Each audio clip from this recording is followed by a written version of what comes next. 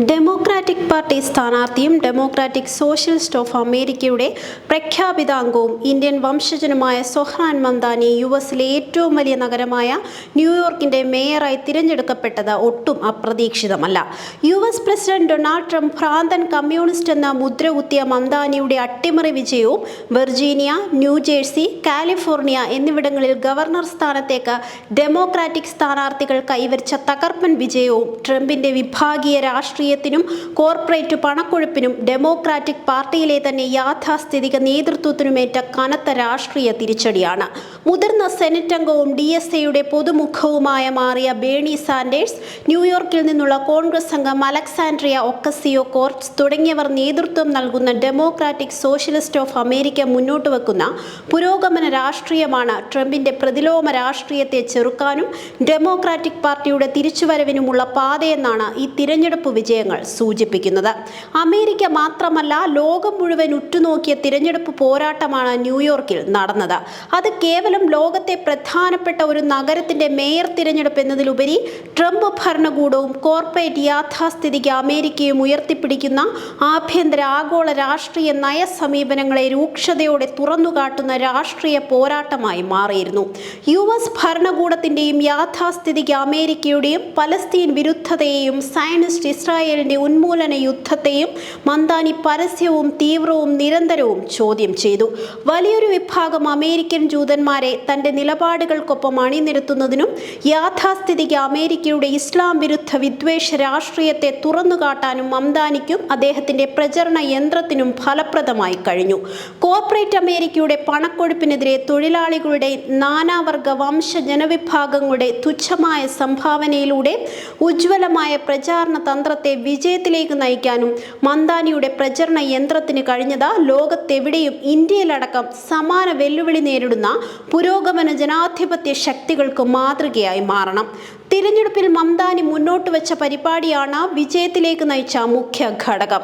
മഹാഭൂരിപക്ഷം നഗരവാസികളും നേരിടുന്ന അടിസ്ഥാന പ്രശ്നങ്ങൾക്ക് മംദാനി മുന്നോട്ട് വെച്ച പരിഹാര മാർഗങ്ങൾ കോർപ്പറേറ്റ് യാഥാസ്ഥിതിക അമേരിക്ക അപ്രായോഗികമായി തള്ളിക്കളഞ്ഞവെങ്കിലും സാധാരണ നഗരവാസികൾക്ക് ആകർഷകവും സ്വീകാര്യവുമായി. കുതിച്ചുയരുന്ന വീട്ടുവാടക മരവിപ്പിക്കുക, യാത്രയ്ക്കായി അവർ ആശ്രയിക്കുന്ന ബസ് യാത്ര സൗജന്യവും അവ സുഗമമാക്കാൻ പ്രത്യേക ലെയിനുകൾ ഉറപ്പുവരുത്തുക, ഭക്ഷ്യവസ്തുക്കൾക്ക് നഗര സർക്കാരിന്റെ നേതൃത്വത്തിൽ നിയന്ത്രിത വിൽപ്പനശാലകൾ തുറന്ന വിലക്കയറ്റം നിയന്ത്രിക്കുക, 5 വയസ്സുവരെയുള്ള കുഞ്ഞുങ്ങൾക്ക് പൊതുപരിചരണ സംവിധാനം തുടങ്ങി സാധാരണക്കാർക്കും തൊഴിലാളികൾക്കും ആശ്വാസം പകരുന്ന നടപടികളായിരുന്നു അവ.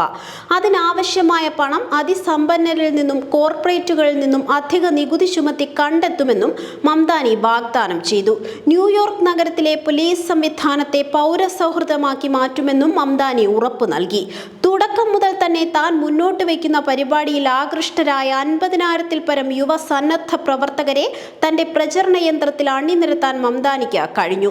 സമൂഹ മാധ്യമങ്ങളുടെ സമസ്ത സാധ്യതകളും ആകർഷകവും ഫലപ്രദവുമായി അവർ പ്രയോജനപ്പെടുത്തി. 1.5 ദശലക്ഷത്തോളം വാതിലുകളിൽ സന്നദ്ധ പ്രവർത്തകർ നിരവധി തവണ മുട്ടിവിളിച്ച് പരമ്പരാഗത രീതിയിൽ സമ്മതിദായകരുമായി സംവദിച്ചു. ബിൽ ക്ലിന്റൺ അടക്കം ഡെമോക്രാറ്റിക് പ്രമുഖർ പ്രൈമറിയിൽ പരാജയപ്പെട്ട മുൻ ന്യൂയോർക്ക് ഗവർണർ ആൻഡ്രൂ കുവോമോയ്ക്ക് വേണ്ടി രംഗത്തണിനിരുന്നെങ്കിലും ബരാക് ഒബാമയടക്കം നിരവധി പുരോഗമന ഡെമോക്രാറ്റുകളുടെ പിന്തുണ ആർജിക്കാനും മംദാനിയുടെ സ്ഥാനാർത്ഥിത്വത്തിന് കഴിഞ്ഞു.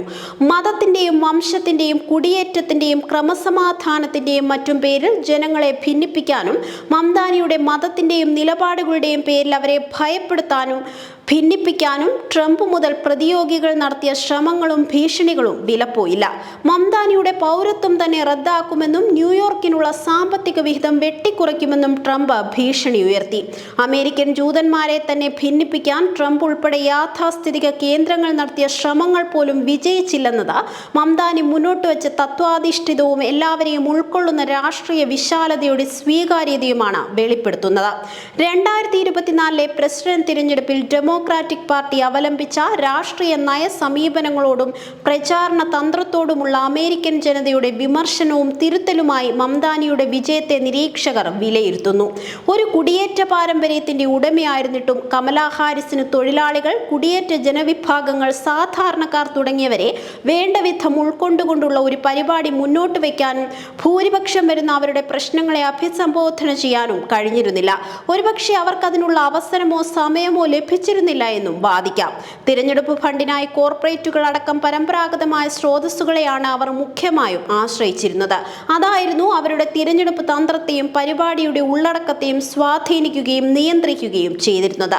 അമേരിക്കയുടെ യാഥാസ്ഥിതിക രാഷ്ട്രീയത്തെയും കോർപ്പറേറ്റ് ആധിപത്യത്തിന് വഴങ്ങുന്ന നയപരിപാടികളെയും ആഗോള രാഷ്ട്രീയത്തിൽ അവർ പിന്തുടരുന്ന പ്രതിലോമതയെയും വെല്ലുവിളിക്കാൻ തന്റേടമുള്ള യുവത്വം മുന്നോട്ട് വയ്ക്കുന്ന രാഷ്ട്രീയത്തിന് തിരഞ്ഞെടുപ്പുകളിൽ പ്രസക്തിയും സ്വീകാര്യതയും ലഭിക്കുമെന്നാണ് ഇപ്പോഴത്തെ തിരഞ്ഞെടുപ്പ് ഫലം വ്യക്തമാക്കുന്നത്. അത് ജനാധിപത്യത്തിന്റെ സാധ്യതകൾ അസ്തമിച്ചിട്ടില്ലാത്ത ഇന്ത്യ അടക്കം രാഷ്ട്രങ്ങൾക്ക് നൽകുന്ന സന്ദേശം അവഗണിച്ചുകൂടാ.